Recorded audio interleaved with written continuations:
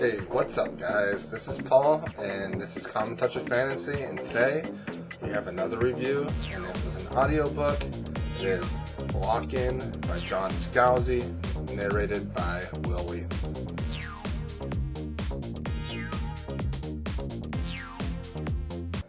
Okay, so I had a little bit of difficulty making this review. The reason why is because I really like this book, and I want to make sure my review actually does the book justice. Lock-In by John Scalzi is a sci-fi mystery with noir characteristics. Okay, so why should you read this? Lock-In has the perfect mixture between mystery and sci-fi, with neither overpowering the other. It has a believable future and a consequence of a deadly disease. This future has technology that I can see actually coming about in our lifetime. Another reason why you should read this book: characters with personal preferences and experiences deal with many of the themes that are displayed during the book. The last reason why you should read this is the information throughout the book is dispersed about the mystery at a pace that challenges the reader to figure out the mystery, but not so slow as to frustrate the reader. The one negative of this book, I would say, is a rushed ending that maybe a twist might have worked well in. I think if you liked Blade Runner or Minority Report or even The Matrix, I think that you would enjoy this book. Okay, so the plot. The plot is very strong. It all starts out with a disease, Hayden's. Hayden's is a disease that came about from the H1N1 flu that caused lock-in to a very small percentage of people in the world.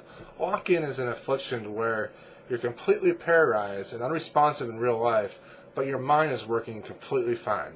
So basically you're locked in to your own body. Hayden's research, with the help of really high-profile people, allows the Hayden sufferer to transfer their consciousness to like a robot, or someone that is called an integrator, which is someone that the person can take over and use their body with the permission of the host body. This story follows Chris Shane, an FBI agent that has Hayden's and uses a robot called a Threep. So his consciousness is being transferred into this robot. So the robot is basically a vehicle for Chris Shane's consciousness.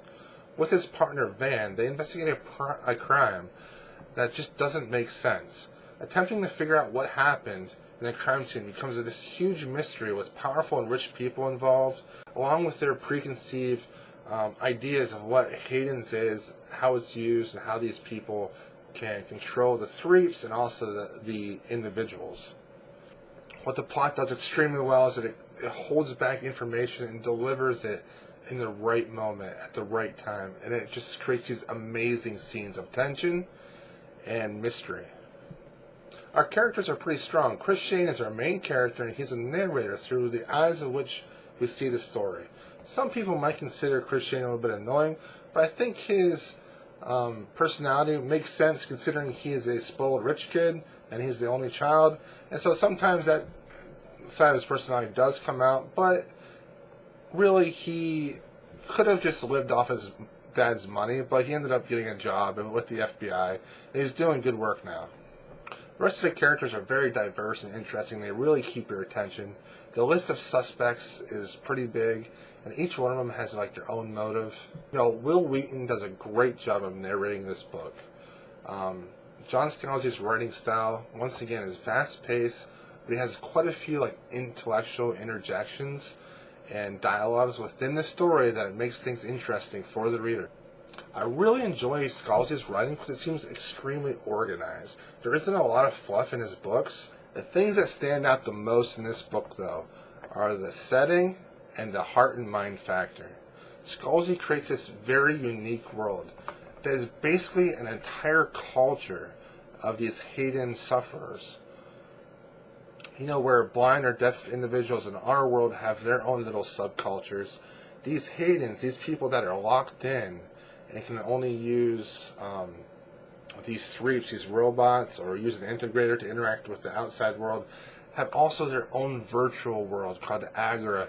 This Agra is where they go and they meet other Hayden sufferers, or they have their own little spaces and they just kind of hang out and they do what they would do in the real world, but only in this virtual world. And I find that virtual playground very interesting. This virtual world and lock-in is extremely well implemented throughout the entire book. The setting is huge. Scalzi wrote like 25 years worth of history for this book. The novella came with mine, unlocked, when it talks about like the history of Hayden's, and it's like a 2-hour long audiobook, so it's probably like a 100-page or so regular book. And it's very interesting. It talks about the beginning of the disease and who first got it and where it came from and how it spread, and then the different steps of incubation, and then like the different phases of it and who got sick and who got Hayden's, and then it goes into the technology aspect of creating the threeps, creating the integrators, and then it talks about the culture of the Haydens. It's extremely well written because it's basically like a non-fiction mockumentary, and I think it's great. It gives this huge background to this entire story, and it just creates this world that is very deep and very rich. And also the mind factor of this book, it really got a hold of me intellectually. I saw so many comparisons with Hayden's and then things that are in our current culture. The biggest one for me was transgenders, and how, transgenders believe that they're stuck in their body that they're not really supposed to be in, and they should be in a different body. And I found that connection between the book and that culture to be very satisfying. I don't know if that was Scalzi's intention, but that was something that I thought about a lot while reading this book. I guess I'm more sympathetic towards the transgender culture after reading this book. Not that I really wasn't before, but now I kind of understand maybe some more rationale on their part. And also the entire aspect of the flu and what it could do to people and our current issues with viruses throughout the world. It really made me think about, if this really did happen, how would we cope with it? How would our political system cope with it? Culturally, societally, what would happen if this actually took place? And I found myself really thinking about this book after I read it instead of while I was reading it, and I just loved it. I thought this was one of the best books I've read. It's going on my favorite shelf, actually, and I give it a 5 out of 5. I really think that this audiobook was the right way to experience this book. I thought Will Wheaton did an amazing job narrating. It doesn't hurt that I like Will Wheaton as well, and I just think that it was an awesome time. I really enjoyed it, and I highly recommend it. If you enjoyed this video, please like this video, and subscribe to the channel, follow me, comment below. I'm always looking for people to interact with and become friends with. I do this for myself mainly, but also do it for you guys. I'm trying to get some information out to you guys about what books that are good and things that you might enjoy, so interact. I appreciate everyone that follows. I will see you next time. I'm currently reading Gardens of the Moon by Stephen Erickson. I'm really enjoying it. It's a lot of fun. I didn't know really, it's upside down.